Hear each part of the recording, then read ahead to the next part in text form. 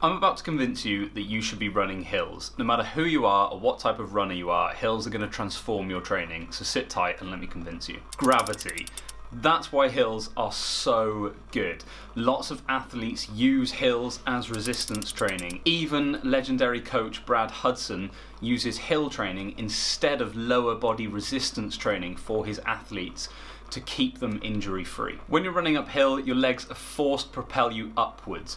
This fight against gravity builds strength in all of your running muscles. These hills are comparable to lower body unilateral work in the gym, except for the fact that the hills are hyper specific to your running. You may be able to load and progress the exercise in a more linear fashion in the gym, however you're not going to get the same specificity as you will out running on the hills, and you're also not going to get the cardiovascular benefits. So as far as your resistance training for running goes, a way to knock out all of your lower body resistance training is just to get on some hills and do some hard sprints. Coaches do recommend that you also do some upper body and core resistance work as well. However, the hills can take care of all of your lower body needs. Injury is a big factor for runners. We all want less injuries, and we also want to be stronger and less susceptible to getting these injuries.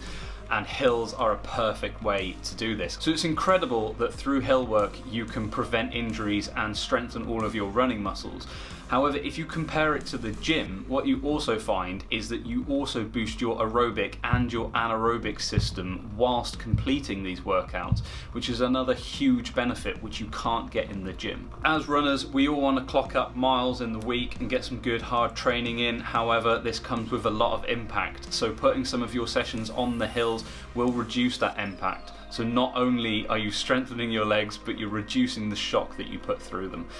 It's also worth noting here that when you do hill reps, when you come down, the downhill does the opposite, and it does actually give you slightly more impact. However, we're negating this fact by running down slowly, as this is our recovery period. So you can be really careful, make sure that you don't pick up any injuries on the way down, and then hit it really hard on the way back up to get all of those strength gains. Running economy. So running economy is essentially how efficient your body is at propelling itself forward. Essentially, it's the energy cost of each step. Now, there's lots of research that suggests that the best way to improve your running economy is to accumulate miles over time and years of training.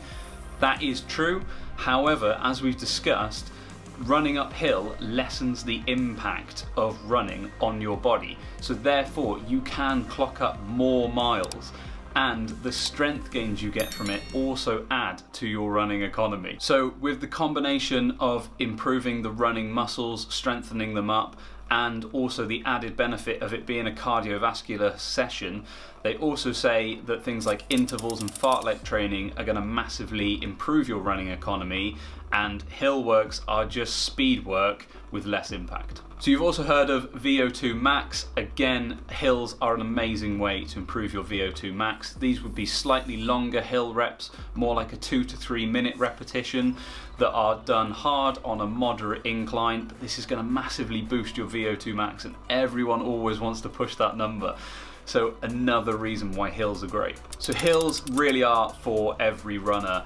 It doesn't matter what training plan you're doing, early on getting some hill reps in is really going to benefit your training. Now, you may be going for a really hilly course, that might be your goal race, so of course you're going to need to add hills in as many places as you can to get specificity for that race.